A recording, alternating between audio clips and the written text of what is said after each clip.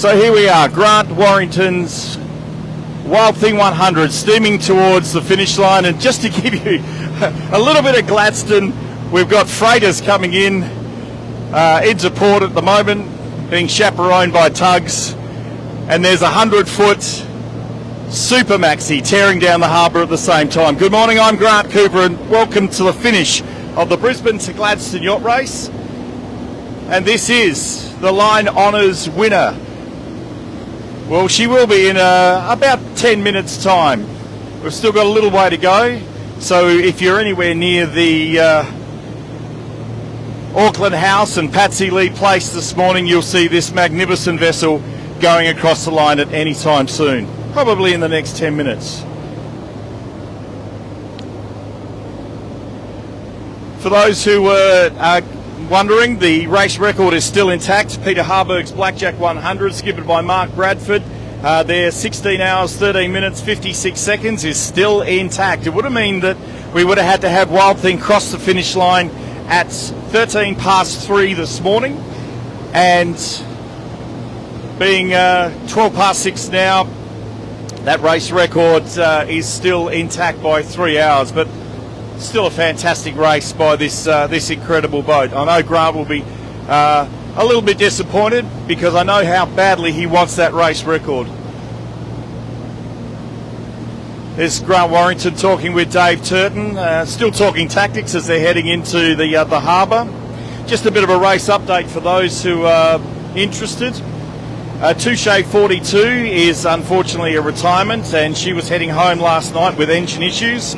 Everybody is safe on board, and Sunfish is on its way to Bundaberg under motor after losing their mast last night, and again all crew are safe and well.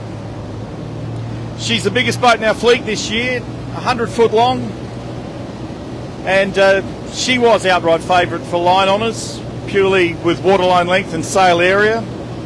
It's the lightest 100 foot offshore racing yacht ever built at just 437 tonnes.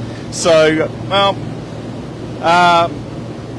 that is light for a 100-foot yacht. That mast you can see in front of you, 45 metres high, and can carry up to 700 square metres of sail. And that's upwind. Downwind, 1,300 square metres of sail can go up on this beautiful boat. That's a floating skyscraper.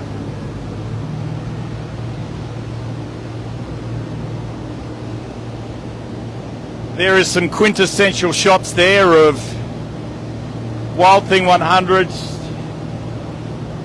tearing down Gladstone Harbour, which is an economic vein for Queensland's finances and economy.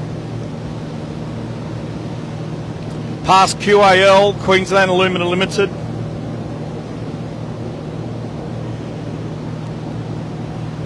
We know every win is a great win for Grant. He's done 29 Rolex Sydney to Hobart races, 3 Volvo Ocean races, holds numerous offshore records.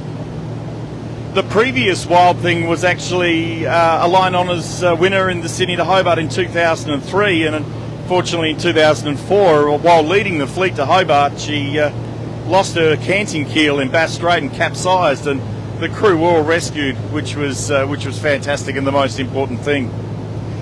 And the previous Wild Thing, she's a multiple winner of this great race.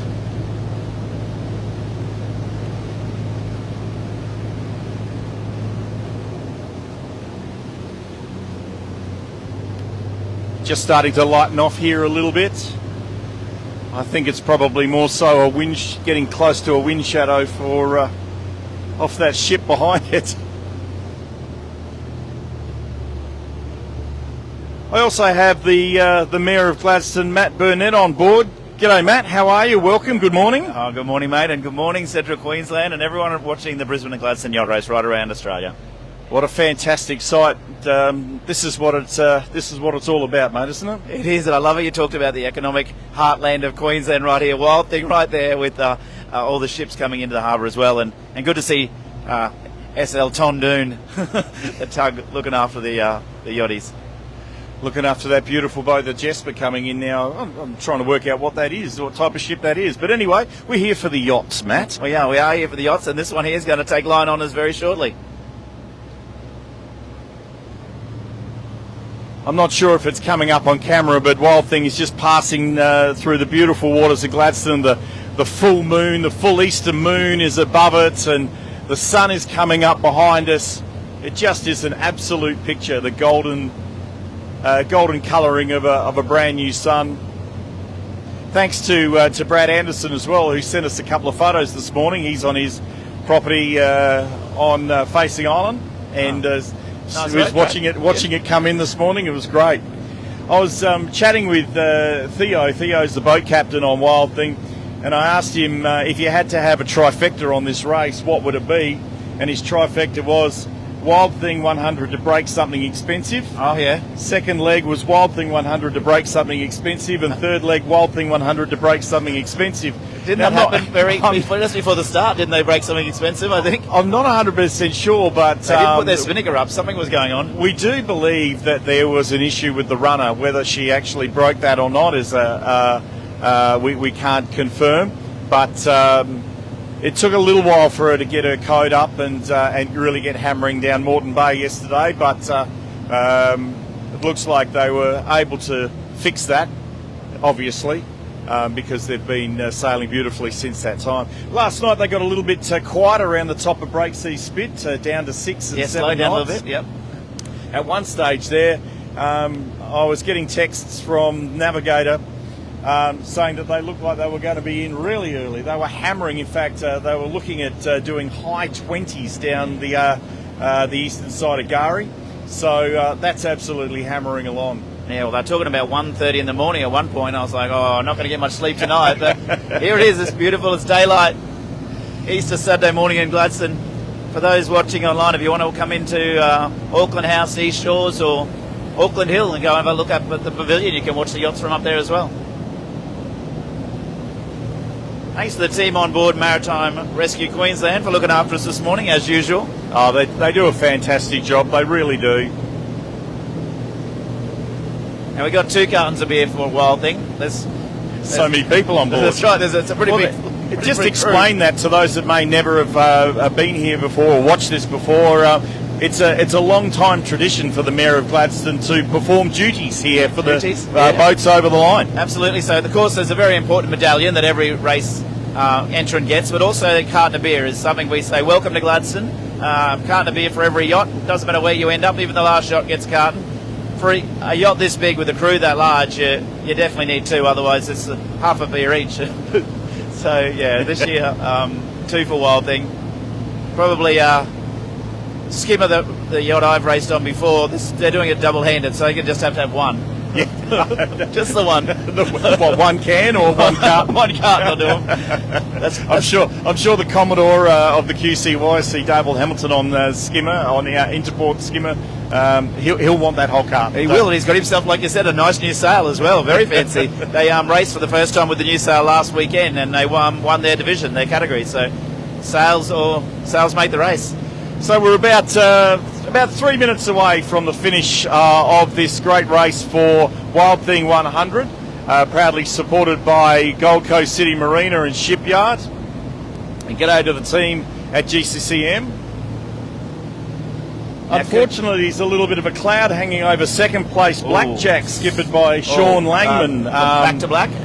Back to black. Yeah. Pardon me, back to black, skippered by Sean Langman, with suggestions they may not have started correctly, which could affect their chances of winning the Courier Mail Cup, and they're currently sitting, I believe, in first position. So more on that story. That is a developing story here for the Gladstone Ports Corporation Brisbane to Gladstone Yacht Race.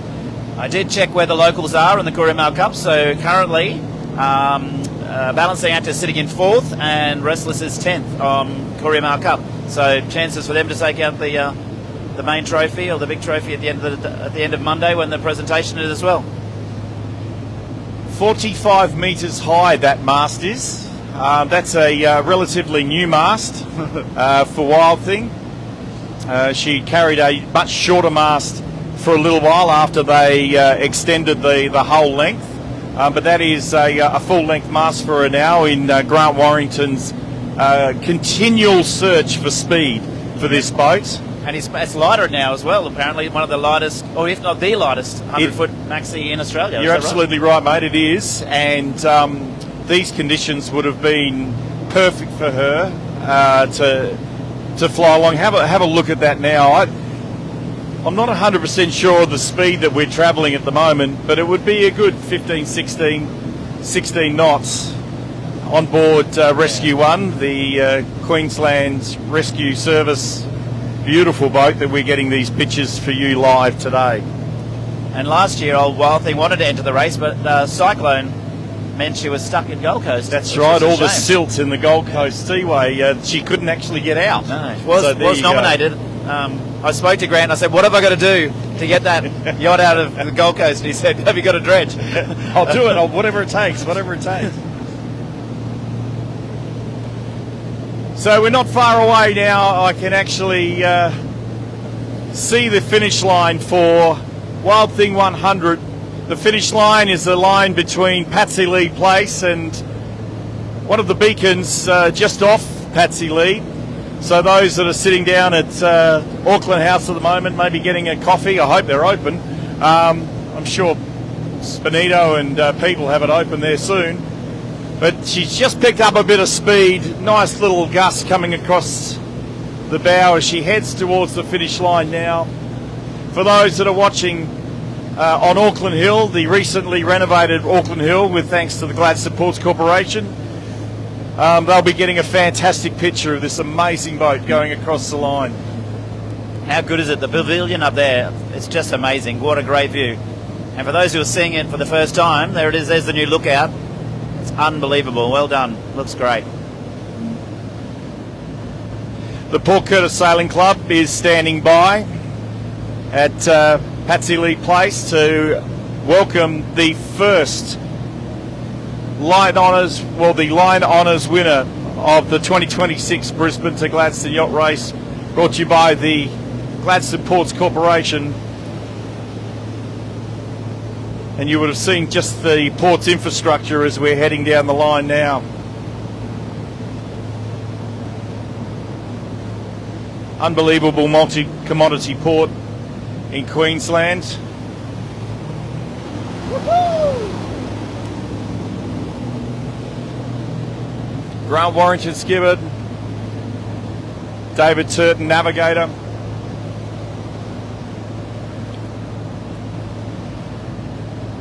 And I would say a very happy crew. And a very happy crew. In the backgrounds is Auckland House and the wonderful East Shores. There it is. And a little bit of a puff of breeze just to send her across the line. Look at that. Fantastic pictures.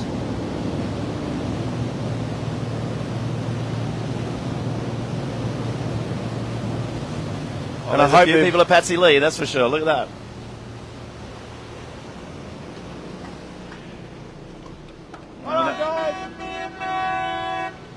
Congratulations, Wild Thing. That's a fantastic effort by Grant and his crew. So, Mayor Matt. Fantastic. Hang on. So, with being low tide, I believe that they actually can't get into Auckland Creek till about 7 o'clock this morning, and maybe a little bit later than that. But they'll be tying up on O'Connor Wharf. That's the plan. I'm hoping that's the case. So, yeah, obviously they'll stay out here for a little while, but by the time they get that sail down and get all packed up, get a beer or two into them, they'll be just ready to pull into O'Connor Wharf, where we will present the Line Honours Trophy, which is safely seatbelted into the back seat of my Hilux right now.